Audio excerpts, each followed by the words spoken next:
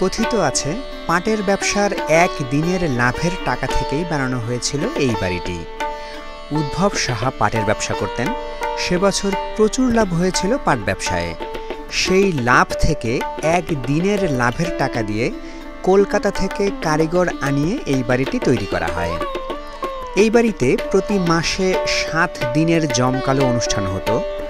সেরা নাচনিয়ানিদের নাচ, সার্কাস, সাপের খেলাসহ অন্যান্য বিনোদন ব্যবস্থা ছিল সেই অনুষ্ঠানে। তবে সেই অনুষ্ঠান শুধুমাত্র সমাজের উঁচুতলার লোকেদের জন্যই ছিল। বাড়িটির যেখানে সেখানে আগাছা জন্মে প্রায় ঢেকে গেছে, কোথাও কোথাও দেয়াল ভেঙে পড়েছে, তবে রাজসিকতা ঢাকা পড়েনি এতটুকুও। উদ্ভব সাহার বাড়ি লক্ষণ সাহা জমিদার বাড়ির পাশেই অবস্থিত, তবে দুটি বাড়ির মধ্যে প্রচুর পার্থক্য লক্ষ্য করা যায়। লক্ষণ সাহা জমিদার বাড়ির বাহিরের অংশে চমৎকার কারুকার্য দেখা যায়, কিন্তু এই বাড়িটিতে তেমনটি নয়। এই বাড়িটির ভেতরের অংশে শুধু কিছুটা অলঙ্করণ দেখা যায়। আবার এই বাড়ির দেয়ালগুলো এক হাতের চেয়েও বেশি চওড়া, এমনকি ভেতরের দেয়ালগুলো একই রকম চওড়া। কিন্তু লক্ষণ সাহা জমিদার বাড়ির দেয়ালগুলো অতটা চওড়া নয়। খুব সম্ভবত কলকাতা থেকে মিস্ত্রি আনানোর কারণেই এই পার্থক্যগুলো তৈরি হয়েছে। তবে আমার কাছে এই বাড়িটি লক্ষণ সাহা জমিদার বাড়ির চেয়েও বড় মনে হয়েছে। বাড়ি থেকে খানিকটা দূরে একটি সাদা ছোট্ট মন্দির লক্ষ্য করলাম। এটি এই বাড়িরই মন্দির। এখন বাড়িটির মতোই মন্দিরেরও জরাশীর্ণ দশা। তো চলুন এখন বাড়ির ভেতরের অংশগুলো ঘুরে ঘুরে দেখা যাক।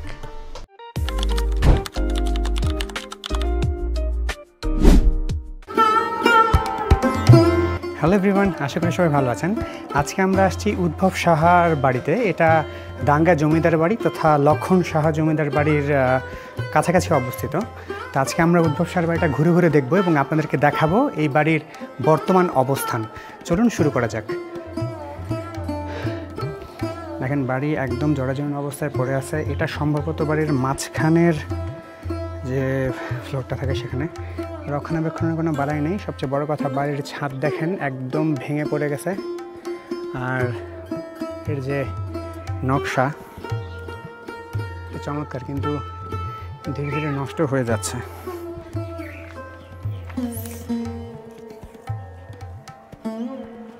জানালার নকশা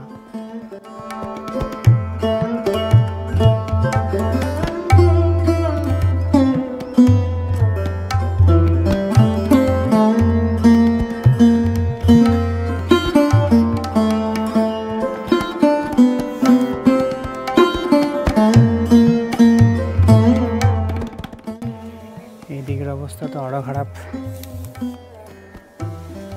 ঘাস লতাপাতা হয়ে আছে। এসব অঞ্চলে সাপখোপ থাকাটা খুব একটা অস্বাভাবিক কিছু না।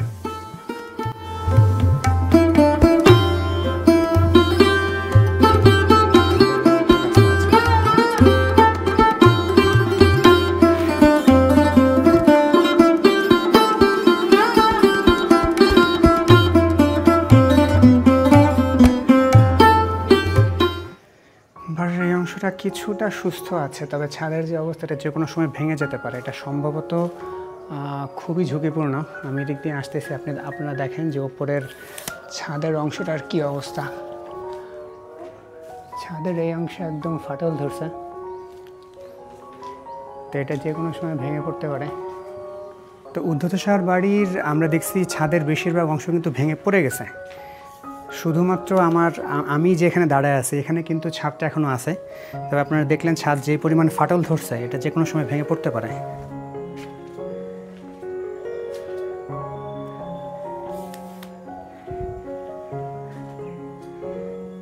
একটা শেলফ দেখা যাচ্ছে।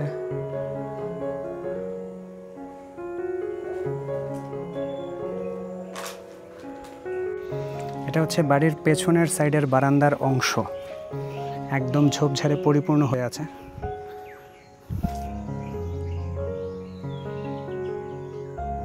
দেয়াল বেয়ে উপরে উঠে গেছে পরগাছা, আর সেই পরগাছার ভার বহন করতে না পেরে অযত্নে পড়ে থাকা ছাদ ভেঙে পড়েছে নিচে।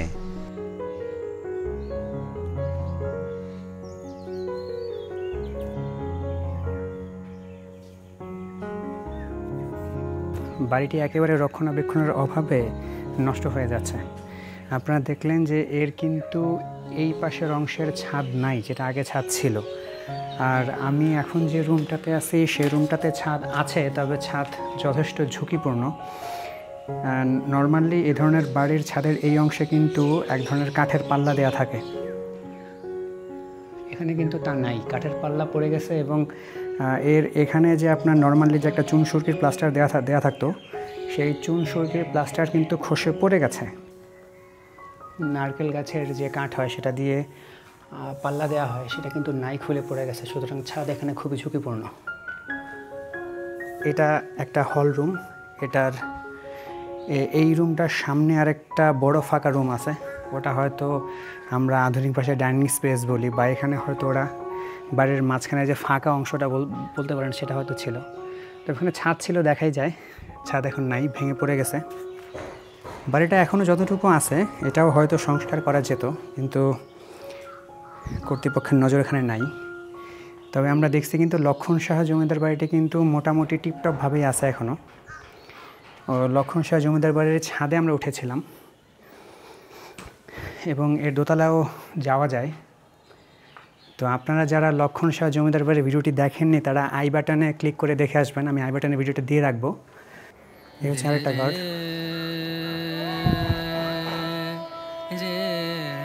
বাড়িটার দুই পাশ দিয়ে লম্বা বারান্দার করিডোর আছে, এই একটা লম্বা বারান্দার করিডোর, এবং এর ঠিক ওই পাশ দিয়ে যদি আমরা ঘুরে যাই তাহলে আমরা আরও একটি লম্বা বারান্দার করিডোর পাবো। এই ঘরটা থেকে কিন্তু অনেকগুলি ঘরের সংযোগ আছে, যেমন আমি এই ঘরের মাঝখানে আছি, এই ঘরের মাঝখান থেকে আমার এই সোজা একটা ঘর, এই পাশে আরেকটা বড় ঘর, ওই পাশে আরেকটা ঘর, এবং তারপরও আরেকটা ঘর আছে। আমি যদি এই ঘর থেকে বের হই, এটা মোটামুটি বড় একটা ঘর, দেখেন দরজা দুই পাশে জানালা আছে, এই দরজা দিয়ে বের হইলে এখানে একটা বারান্দা। আর এই ঘর থেকে যদি আমি বাঁয়ে মোড় নেই তাহলে আমার বাঁয়ের এখানেও কতগুলি ঘর আছে, এই আর একটা ঘর। এখান থেকে আবার সেই বড় ঘরের কিন্তু একটা সংযোগ আছে, দেখেন এখান থেকে বড় ঘরের একটা সংযোগ আছে। আবার এই বড় ঘরটার পাশে দিয়ে এই আরেকটা ঘরের সংযোগ আছে। তার মানে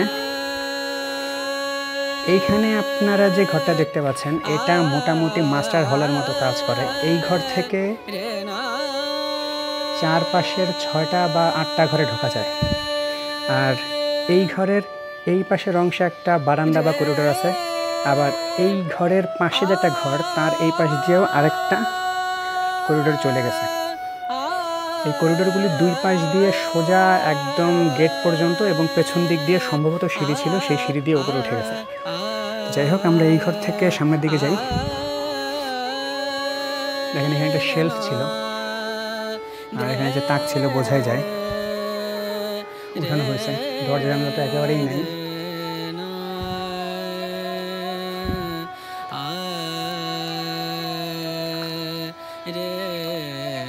দেয়াল একেবারে বট গাছের শিকড়ে বোঝাই।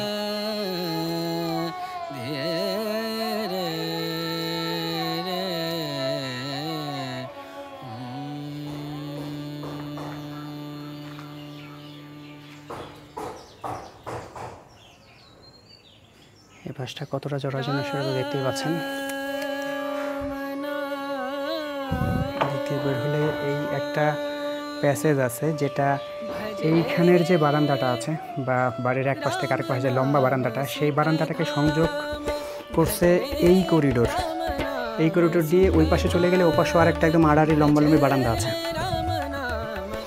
করিডোর থেকে বের হলে এখানে আরেকটা দরজা, এখান দিয়ে একটা ঘরে ঢোকা যায়। এই ঘরের এই পাশ দিয়ে আবার বারান্দার করিডোরটা আছে, করিডোর। আবার এইখানে একটা ছোট্ট ঘর আছে,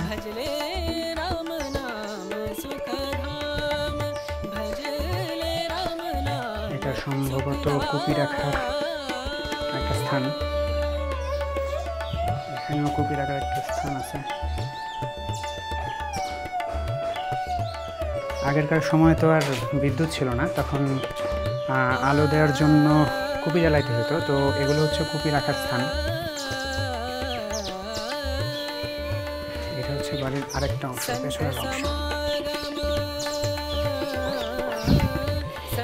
তো আমরা বাড়ির পেছনের গেটের দিকটাতে চলে আসছি। এখান থেকে আমরা দেখি বাড়িটা আসলে কেমন দেখা যায়।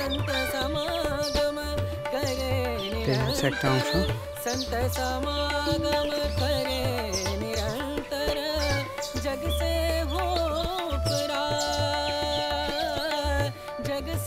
যতদূর জানি এই বাড়িটি ভেঙে ফেলার তোড়জোড় চলছে।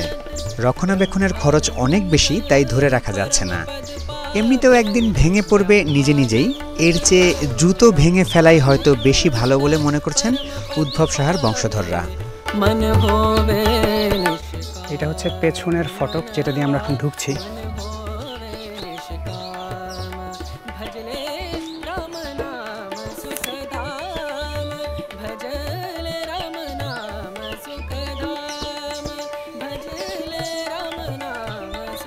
এটার ছাদটা এখনো আছে।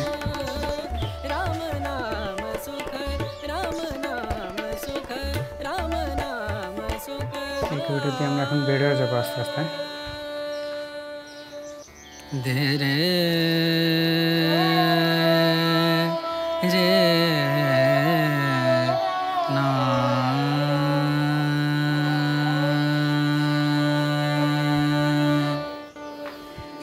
তো বাড়িটা একেবারে ধ্বংসস্তূপ হয়ে আছে, এটা একদম রক্ষণাবেক্ষণের বাইরে, আমরা দেখতেই পাচ্ছি। কোনো কোনো জায়গায় ছাদ একেবারে নাই, যেমন আমার মাথার উপর এখন কিন্তু কোনো ছাদ নাই, দেখেন আকাশ দেখা যাচ্ছে। আর এই যে ছাদ ভেঙে পড়ে আছে, এখানে এই জায়গাটার মধ্যে কিন্তু ছাদ আছে, এখানে ছাদ আছে। ছাদের অবস্থা একদম খারাপ, ফাটল ধরে গেছে, যে কোনো সময় হয়তো এটা ভেঙে পড়ে যাবে।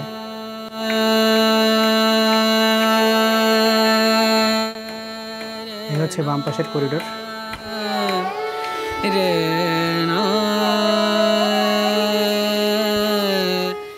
পরগাছায় জরাজীর্ণ এই বাড়িটি হতে পারত ঘুরতে আসার একটি চমৎকার স্থান। এর পাশেই আছে লক্ষণ শাহ জমিদার বাড়ি এবং সিধেন সাহার বাড়ি।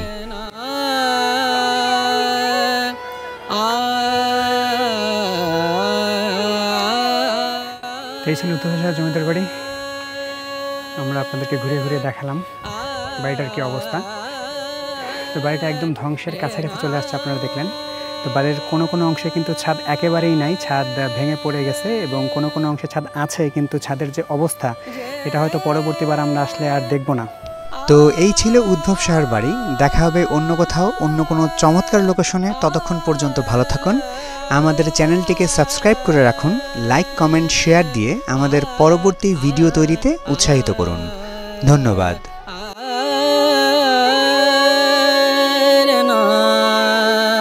रे